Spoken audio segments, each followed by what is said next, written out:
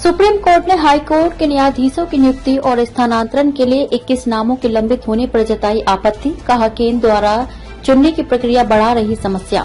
उच्च न्यायालय के न्यायाधीशों की नियुक्ति और स्थानांतरण के लिए अपने कॉलेजियम द्वारा अनुशंसित 21 नामों की लंबितता को चिन्हित करते हुए सुप्रीम कोर्ट ने शुक्रवार को केंद्र से कहा कि उसके चुनने की प्रवृत्ति बहुत सारी समस्याएं पैदा कर रही है। न्यायमूर्ति संजय किशन कौल की अध्यक्षता वाली पीठ ने कहा कि मौजूदा स्थिति के अनुसार 5 दोहराए गए नाम, 5 पहली बार अनुशंसित और 11 तबादलों के नाम सरकार के पास लंबित हैं। केंद्र ने पीठ से, जिसमें न्यायमूर्ति सुधांशु धूलिया और न्यायमूर्ति मनोज मिश्रा भी शामिल थे, 2 सप्ताह का समय देने का अनुरोध किया और कहा कि प्रक्रिया चल रही है। वरिष्ठता का आधार गड़बड़ा जाता है, कोर्ट। शीर्ष अदालत ने कहा कि नियुक्ति प्रक्रिया में जब सरकार किसी को नियुक्त करती है और दूसरों को नियुक्त नहीं करती है तो वरिष्ठता का आधार ही गड़बड़ा जाता है।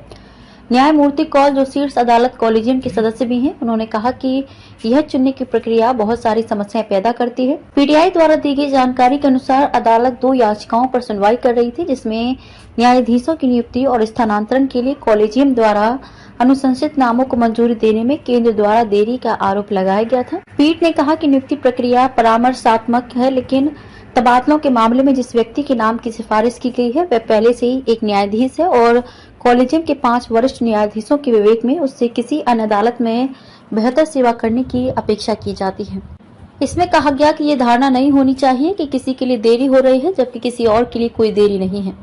कुछ को नियुक्त करना और कुछ को ना करना सही नहीं, कोर्ट। न्यायमूर्ति कौल ने कहा कि मुझे इस बात की सराहना करनी चाहिए कि पिछले 1 महीने में काफी आंदोलन हुए हैं, कुछ जो पिछले 5 महीनों में नहीं हुआ था। उन्होंने कहा कि नियुक्ति प्रक्रिया में जब आपको कुछ नियुक्त करते हैं और दूसरों को नियुक्त नहीं करते हैं तो वरिष्ठता का आधार ही गड़बड़ा जाता है। पीठ ने कहा कि पीठ में शामिल होने का प्रोत्साहन तब बदल जाता है जब नियुक्ति की प्रक्रिया में देरी होती है और कोई व्यक्ति इसे लेता है या छोड़ देता है। यह इस बात पर निर्भर करता है कि वह कहाँ खड़ा होगा। याचिकाकर्ताओं में से एक की ओर से पेश वकील ने कहा कि जहां तक दोहराए गए नामों का सवाल है तो शीर्ष अदालत ने उन्हें मंजूरी देने के लिए पहले ही समय सीमा तय कर दी है। केंद्र के वकील द्वारा प्रक्रिया में तेजी लाने के लिए 2 सप्ताह का समय मांगे जाने पर पीठ ने कहा कि जो किया गया है उसकी हम सराहना करते हैं, लेकिन और अधिक प्रयास करना जरूरी है।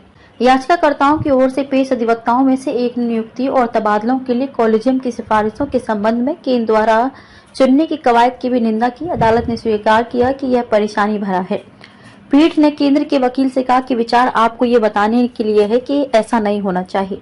प्रक्रिया में देरी कुछ लोगों को कर रही है हताश, कोर्ट। पीठ ने कहा कि प्रक्रिया में देरी के कारण कुछ लोगों ने हताश होकर न्यायाधीश पद पर पदोन्नति के लिए अपना नाम वापस ले लिया है। जस्टिस कौल ने कहा कि हमने अच्छे लोगों को खो दिया है। मैं कहता रहता हूं कि इन दिनों लोगों को इस तरफ आना एक चुनौती है, ऐसा होने पर लोगों को यहाँ लाना एक बड़ी चुनौती बन जाती है। पीठ ने मामले की अगली सुनवाई 7 नवंबर को तय की और कहा कि केंद्र के वकील ने अदालत को आश्वासन दिया है कि इन मुद्दों को सुलझाया जा रहा है।